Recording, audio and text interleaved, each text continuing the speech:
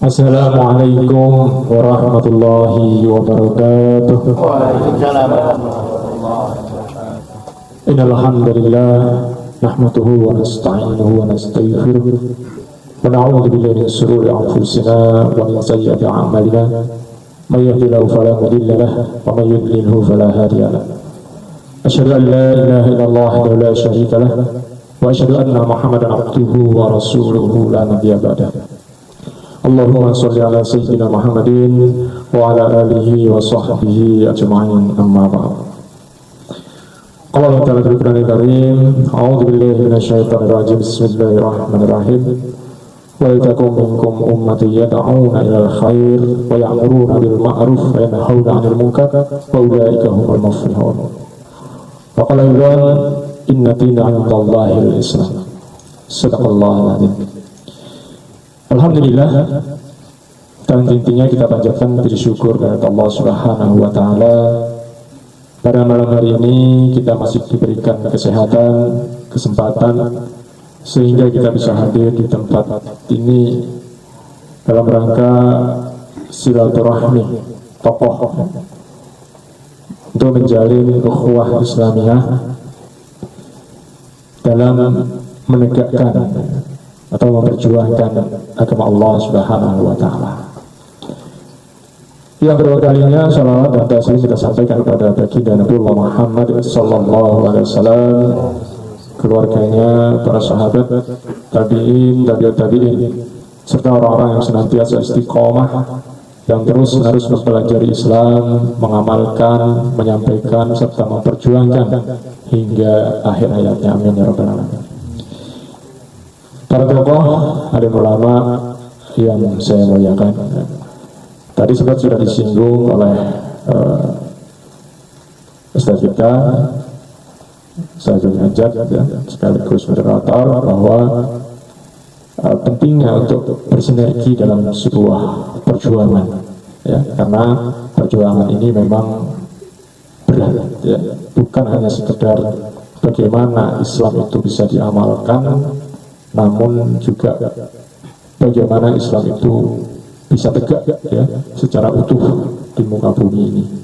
Oleh karena itu ini membutuhkan energi yang sangat besar, ya, maka tidak bisa untuk kita saling sendiri-sendiri, ya, tidak bisa. Ini harus betul-betul berjamaah, ya, harus saling menguatkan, mengokohkan dalam perjuangan. Dan ini juga diserukan, ya. Ini bagian juga ajaran Islam atau seruan Allah Subhanahu wa taala untuk membuat sebuah jamaah atau kelompok, ya, untuk menegakkan, ya, amar ma'ruf nahi munkar, ya, sebagaimana mukadimah yang saya bacakan di awal tadi. Namun sebelum kita membicarakan tentang bagaimana kita bisa bersinergi dalam perjuangan menegakkan agama Allah atau Islam, ini memang sangat penting kita untuk menyelaraskan, ya, atau menyatukan, sebagaimana juga tadi sudah disinggung tentang visi misi, ya, tentang sebelum visi misi jauh ke sana sebenarnya lebih kepada agama Allah itu sendiri, ya, atau Islam itu sendiri. Kenapa? Karena tidak sedikit umat Islam hari ini, bahkan, ya, para tokoh dan sebagian para kiai dan ulama itu memandang Islam itu berbeda-beda, ya, bahkan masih keyakinan terhadap Islam ini masih ada keraguan, ya. Ini tidak sedikit. Apa buktinya? Ya, buktinya adalah ketika diajak untuk menegakkan Islam, memperjuangkan Islam, mereka menganggap tidak perlu. Kenapa? Karena Islam dianggap sudah bisa dilaksanakan. Islam sudah bisa diterapkan di negara kita. Ini kan ada perbedaan, ya, terkait dengan pandangan terhadap Islam itu sendiri. Maka ini penting, ya, penting. Dengan apa namanya asumsi-asumsi yang disampaikan oleh para tokoh-tokoh. Saya kira hari ini kita sering mendengar dengan istilah semua agama itu sama, ya, semua agama itu benar. Itu kan adalah salah satu yang pertama meragukan kebenaran Islam sendiri, ya. Padahal Allah sudah sangat jelas, ya, menyampaikan dalam firman-Nya di surah Al-Imran ayat 19, sebagaimana juga saya sampaikan di mukadimah tadi, inna dina 'indallahil Islam, bahwa sesungguhnya agama yang diridhoi insya Allah itu hanyalah Islam. Jadi kita disuruh untuk membenarkan, untuk meyakini atau membenarkan agama-agama yang lain, ya. Itu jelas bertentangan dengan akidah kita, gitu. Tapi kalau mengakui keberadaan mereka, ya itu memang hal yang wajar. Bahkan Rasulullah pun seperti itu.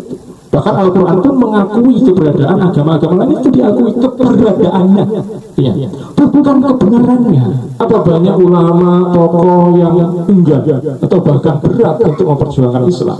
Karena pertama ada perbedaan di sini. Ada yang masih menganggap bahwa Islam itu hanya urusan ibadah ritual. Islam itu hanya sekedar urusan sholat, puasa, zakat, haji, sehingga menganggap ini sudah cukup. Ngapain kita perjuangkan apa lagi? Gitu. Kita beribadah di negara kita Indonesia itu sudah aman, ya, kita sholat bebas, puasa juga bebas, ya. Padahal Islam itu tidak hanya sekedar urusan ibadah ritual saja. Islam mengatur urusan ekonomi, pakaian, bahkan urusan muamalah, jual beli. Bagaimana Islam juga mengurus sistem pendidikan, sistem kesehatan, bahkan Islam mengatur bagaimana sistem politik dan bernegara. Kita pahami tentang perjuangan ini adalah bukan hanya sekedar perjuangan biasa, namun perjuangan yang sangat-sangat mulia di sisi Allah Subhanahu wa Ta'ala. Bagaimana tidak, ya, perjuangan ini bagaimana agar agama Allah, ya, yang sempurna ini tegak di muka bumi ini, sehingga betul-betul agama yang kita yakini itu bisa membawa rahmat bagi seluruh alam. Dan ini janji Allah, ya, ini janji Allah, ya. Bahkan Allah memberikan sebuah sebagai janji, ya, di surah Al-A'raf ayat 96, ya, Allah mengatakan apa? Kalau anak ahlul qura amanu wa taqaw la fatahna alaihim barakatin minas samai wal ardh. Jikalau sebuah penduduk negeri itu beriman dan bertakwa kepada Allah, maka la fatahna alaihim barakatin minas samai wal ardh. Allah akan bukakan, ya. Maka para ulama itu mencoba untuk menjelaskan ayat ini. Namanya sebuah dikatakan penduduk negeri itu kan tidak mungkin keluarga, pasti wilayah, ya. Negeri itu adalah sesuatu yang besar dibandingkan RT, RW, ya. Tapi dia lebih jangkauannya lebih besar. Wilayah, negara, ya, bisa diartikan seperti itu, ya. Itu beriman dan bertakwa, gitu. Nah di sini juga sebagian ulama mengatakan tidak cukup hanya beriman, ya. Allah melanjutkan dengan wattaqau, ya, dan bertakwa. Maka apa makna takwa itu? Ya. Takwa mungkin kita sudah sering, makna takwa yang sebenarnya sudah sering kita mendengarkan di khatib-khatib Jumat, ya. Apa makna takwa? Yaitu menjalankan segala perintah Allah dan menjauhi segala. Khatib dia pernah mengatakan bahwa menjalankan sebagian, bertakwalah kepada Allah dengan menjalankan sebagian perintah Allah, tidak pernah, ya. Khatib selalu mengatakan bertakwalah dengan sebenar-benarnya takwa. Apa itu? Yakni menjalankan seluruh, kan itu, seluruh perintah Allah dan menjauhi seluruh. Tidak juga mengatakan sebagian, tidak. Yang harus kita pahami, apa saja perintah Allah. Nah, kan itu. Apakah hanya sekedar sholat, puasa, zakat? Kan tidak. Kan itu. Bahkan perintah Allah sangat banyak, ya, di dalam Al-Quran itu. Oleh karena itu, makna takwa ini harus dipahami dengan baik. Itu menjalankan segala perintah. Nah, perintah ini yang harus kita pahami dengan baik, ya. Perintah ternyata kalau kita lihat di dalam Al-Quran banyak sekali. Ada yang berkaitan dengan perkara individu, ya, yang itu ada istilahnya para ulama itu hablum minallah, ya. yaitu hubungan kita kepada Allah. Ada istilah hablum binafsi, hubungan diri kita dengan manusia dengan dirinya, atau hubungan diri kita sendiri. Kalau contohnya seperti makan, pakaian, berkaitan dengan diri kita. Yang ketiga adalah hablum minannas. Ini yang masih banyak tidak dijalankan. Kalau hablum minallah, hablum binafsi, bisa kita laksanakan, bisa kita jalankan selama kita mau. Walaupun masih banyak orang yang meninggalkan atau tidak menjalankan, tapi ini bisa.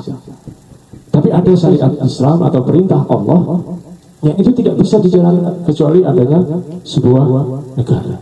Apa itu? Perintah-perintah Allah yang berkaitan dengan aturan-aturan negara atau hukum-hukum ya negara. Contohnya apa? Tentang kisos. Itu kan juga wajib. Ya Allah mengatakan ya ayyuhalladzina amanu kutiba alaikumul qisasu fil qatl.